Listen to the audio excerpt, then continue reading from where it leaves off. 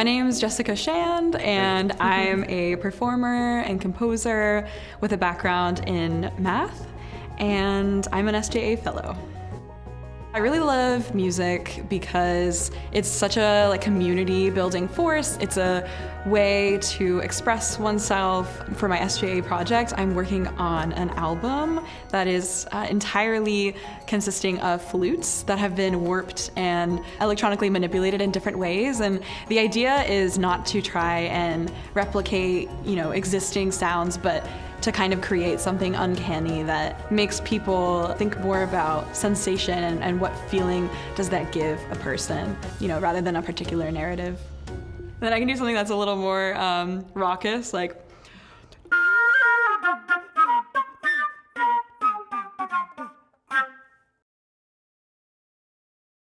So the question that's been keeping me up at night is just this modest question of, where do our aesthetic values come from? And why do we have them in the first place? How do we form them? And almost more importantly, what do they do to us and for us? How do they act recursively on us? And I haven't figured out any definite answers to that question, but what I do want to convey to you today are the possibilities that are opened when we linger with uncertainty and simply listen. So to tell you a little bit about myself, I've had the privilege of being a part of a number of different artistic and intellectual communities throughout my education, ranging from pure mathematics and computer science to music. Everything from contemporary classical music to what we call jazz and improvised music to electronic music. And something that's always really struck me is the way that these different communities have very distinct and often contradictory, even paradoxical answers to these questions about aesthetics. Just to take one example, you might consider the idea of truth and how each of these communities thinks about truth. Historically, math, we talk about the search for some kind of objective, transcendental truth, whereas if you talk to a singer-songwriter, they might be more inclined to talk about the search for some kind of inward truth, and then music as a form of self-expression of that.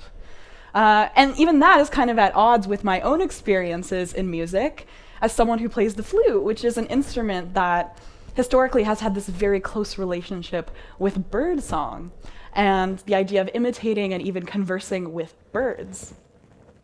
So with this, privilege, but also challenge of kind of code switching between all of these different communities, I came to a point where I really just needed to take a step back and get that bird's eye view of the relationship between the aesthetic and the scientific. And with the support of the Steve Jobs Archive, I was really able to get that vantage point this past year. I started to really interrogate the origins of what we call the aesthetic and the way that it's actually very entangled with the scientific. The word aesthetic actually comes from this ancient Greek notion of aesthesis, meaning sensation or perception. And so I embarked on this series of experiments, very experimental music, treating the flute as a laboratory for sound, with all that idea about aesthesis in mind. And really thinking of music as a way to probe the boundaries of auditory perception, what's possible to hear, what's possible to feel with sound, and how those possibilities and sensibilities are distributed across different groups of people and different individuals. And so what I ended up doing was I would take these samples of myself playing some technique on the flute, and then progressively mutate them through a series of electronic transformations. And in some cases, those sounds would evoke some very surprising and specific associations and mental imagery for me, things like animal sounds, but also machine noises and even human voices. And I made the decision that in those cases, I would really just follow whatever imagery came to mind and try to fine-tune the samples until they felt like a convincing, if abstract, representation. So here are some examples of those results.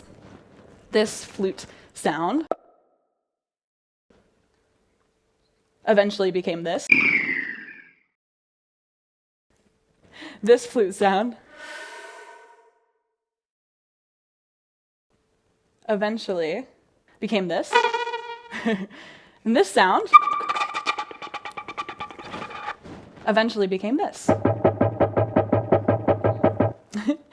And in another set of cases, the sounds never really left this pre-semantic haze that was kind of hard to articulate in language, so I'll play you a couple of those as well.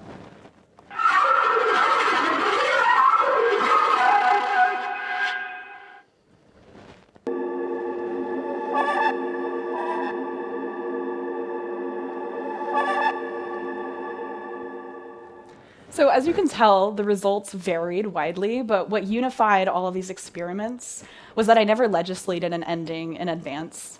And for me, it was really about the encounter with sound and allowing those results to emerge from the encounter.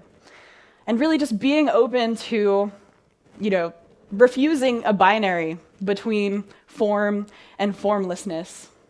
And rather just trying to both attend to the texture and feel of sound, and rejecting the temptation to need to categorize or define it, but also just enjoying the mimetic interaction between sound and language, and just following it when it did occur for me. So, where is all this going? As a flute player, I always come back to birds and bird song, and something that you may know is that migrating birds have a way of figuring out where they're going, even when a storm knocks them 100 miles off course. And it was Adrienne Marie Brown who beautifully wrote that, as for humans, some of us are surviving, following, and flocking, but others of us are trying to imagine where we go as we fly. And when it comes to my work, if there's one thing that I can achieve with it, I hope that it'll be to create openings into more humane ways of moving through the world.